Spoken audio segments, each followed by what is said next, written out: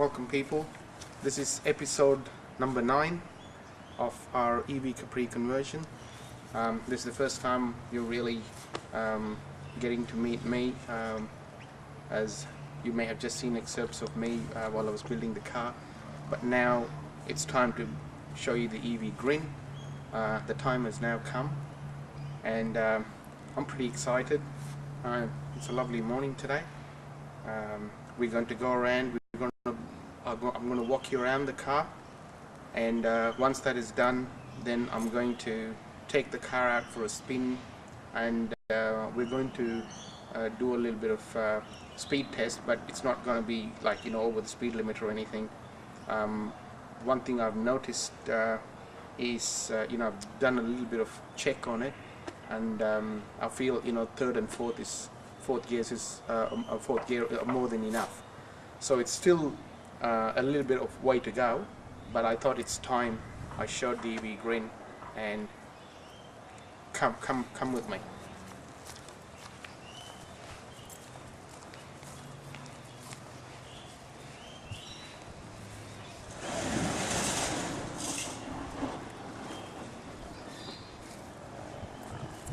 As you can see, here she is, nearly all completed.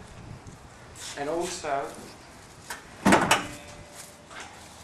I'm going to show you a little run around, like I said, around the car. As you can see, this is the layout of the car, and the last time you saw I didn't have the DC-DC converter, and I still need to make that box which I showed you last time, which I have not completed yet. You will see that in the next episode. And there's your trip switch, and there's the shunt, the main contactor, the controller, and of course your auxiliary battery there. And if you are building an EV, it will be very good to invest in one of these. They cost about probably US. They come from the US actually, so you guys must be able to get it a lot cheaper than us. Paid about $25 for that. And as you can see, the motor inside, and this vacuum reservoir.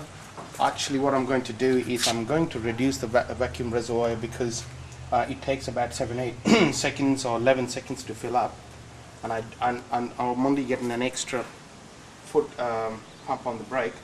So I may reduce it, cut it down to halves to make it a little smaller, so it'll be a lot quicker. Now that you've seen, there's the pot box there. Now I'm going to show you the battery side of things.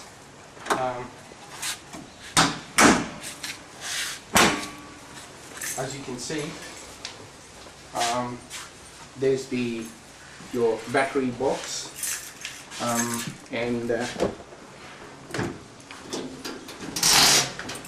there it is, all charged and ready to go. I must mention to you guys that I have been trying to balance the batteries, but it is taking a little bit of time, because not all the batteries are balanced.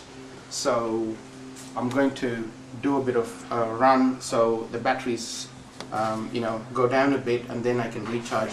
This particular battery over here is the one that is actually it went out, like when I was bench testing it, so I moved it. It was over there as the first battery, and I had to move it to the fourth here, so it can be in the middle. And I'm just wondering if it will charge. I did do a trickle charge on that one, but it won't do any more than 3.31 volts at the moment. So I've just put it in the middle to see what's going to happen. As it's going to charge now, and now the back seat goes on here, the backrest, and this is the cutoff switch. If I need to take this away, I take it away with me, and so I'll take you, and there's your TVS Expert Pro. I only installed it last night, but I still haven't worked out how to do it. So the next time I'll make the next video, you will be able to see all of that, find out how I actually worked it out. Now coming over here is the battery charger, and as you can see, this battery charger over here, this is the BMS and that's the charger. I'm just going to plug it on so you get an idea as to how it works. The batteries are charged, but you will see that the lithium batteries, the red lights come on. The red lights come on. I mean, you know, I'll just switch this on. Okay. Now once it is charged, it normally here right now that see these red lights, they come on. Once they should all come on. There's only certain amounts coming on over here and it's tripping off. So I need to speak to Rod about the charger. So if you look at the charger now, it will go off any minute. Once that is done, see the numbers underneath over there.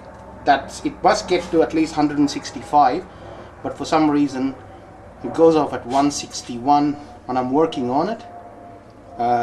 So you know, I should have it all fixed up the next time you see.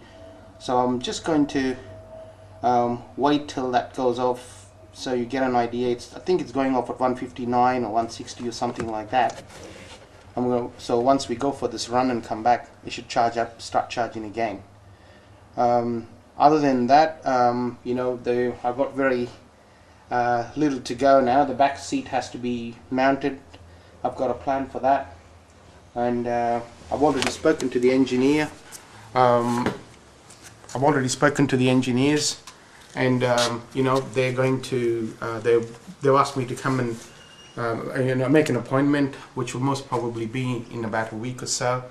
I'm going to go that and get that done, and as you can see now, it's probably getting ready to go off. Leave you there.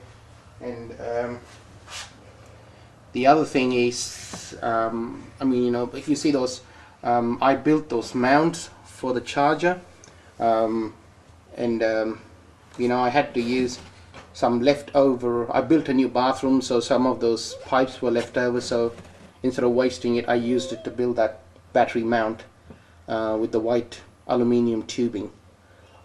So you just got to be creative about some of these things, because you know, you can easily spend a lot of money on unnecessary things if you don't watch it, because the conversion itself, you know, is very simple, but all the other things to get the car to where you want it to, that's where it's going to be a lot of cost. So it'll be good to invest in a good car to start off with.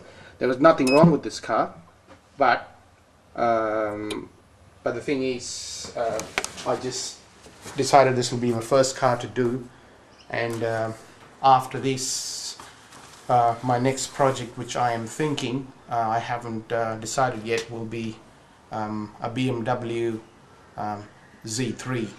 So I'll let you know how that goes. Now it's time for our EV Grin. Let's go for it.